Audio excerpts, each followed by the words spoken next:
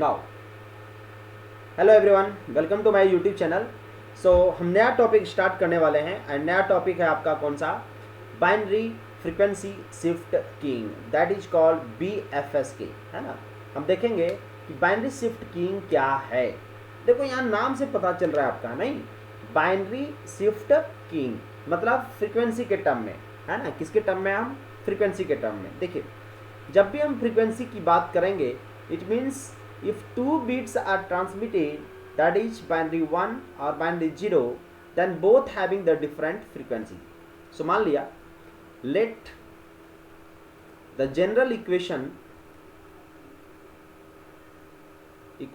of BFSK is SBFSK is equal to AC into cos of omega 1t for bit 1 and AC into cos of omega 2t for bit 0।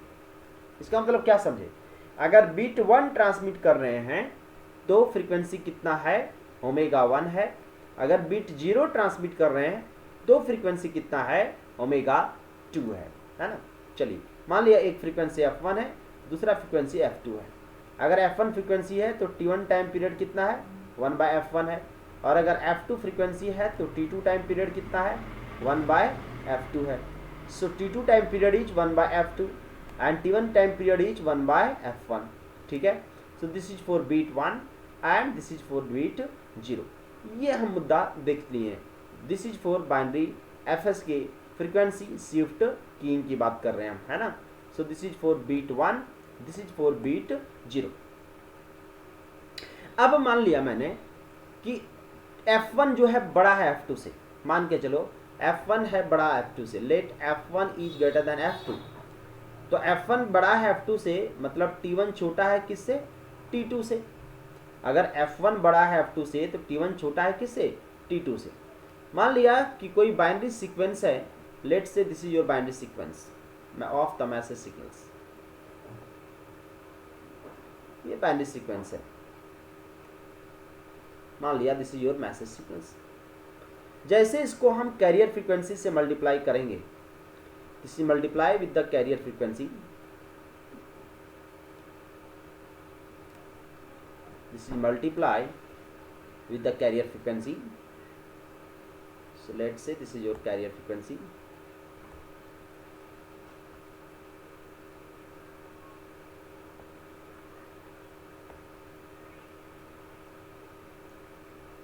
This is your carrier frequency.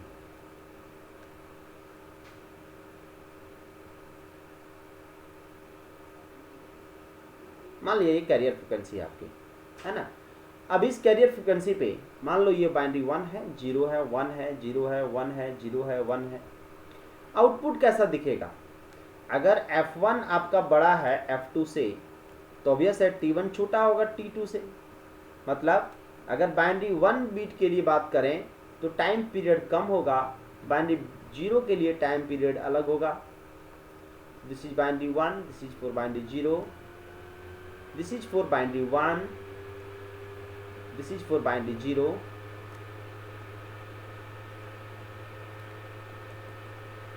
Right. चलिए 1 के लिए, हम 1 के लिए कर रहे हैं, time period क्या हो जाएगा? कम हो जाएगा, क्योंकि F1 आपने बड़ा रखा है। चलिए इसका टाइम पीरियड क्या है? बड़ा हो जाएगा। इसका टाइम पीरियड क्या हो गया? कम हो गया। इसका टाइम पीरियड क्या हो गया? बड़ा हो गया। Okay. So this is your T1 time period, this is T2 time period. So this is your binary FSK.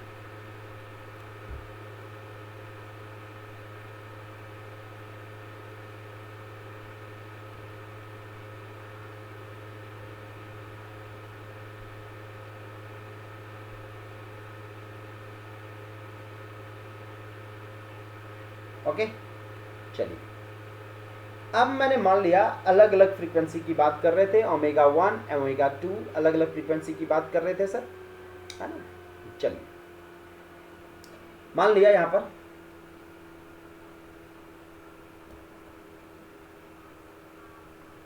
This is AC into sine of omega ct, omega 2. Why sine? Because both are orthogonal. Frequency shift should be orthogonal, right? That's why. Now मान लिया एक bit energy जो है वो EB है. So EB is what? AC square by 2 into TB. So what's the AC? 2 EB by TB. तो S BFS के क्या होगा? This is under root EB under root 2 by TB cos of omega CT for beat 1 under root EB, right, under root 2 by TB sine of omega CT for beat 0.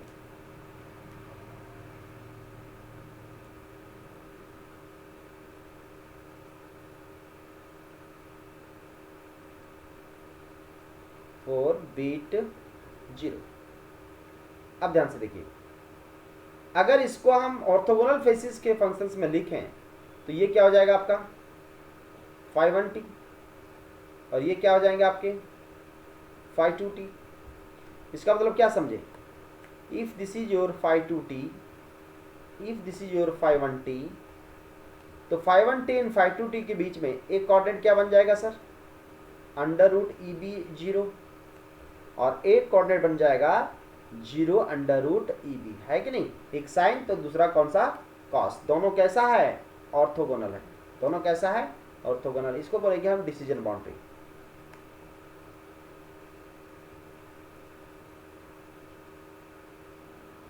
Now what's the D minimum? Minimum distance between them is what? So D minimum is equal to under root 0 minus root EB whole square plus root EB minus 0 whole square. So this is D minimum equal to under root EB plus EB, and this is under root 2 EB. This is the D minimum. Got it? Now what's the probability of error? Now probability of error is equal to what? Q under root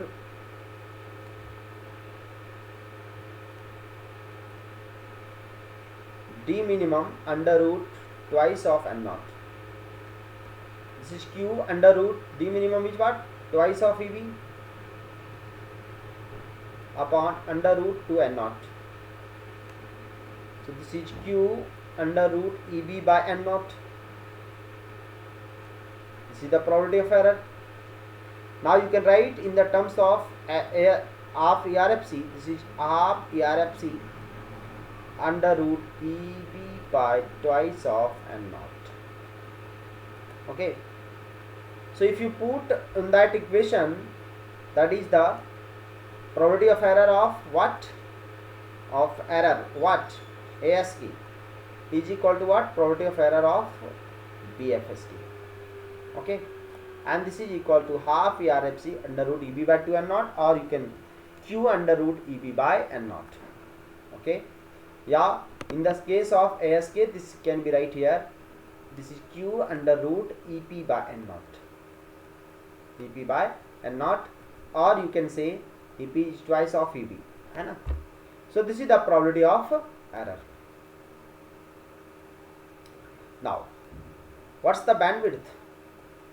So the bandwidth is equal to twice of RB plus mod of F1 minus F2. This is the bandwidth of what? FSK. So just remember this formula. The boundary of FSK is twice of RB plus mod of F1 minus F2. This is your boundary FSK. This is called BFSK. Okay.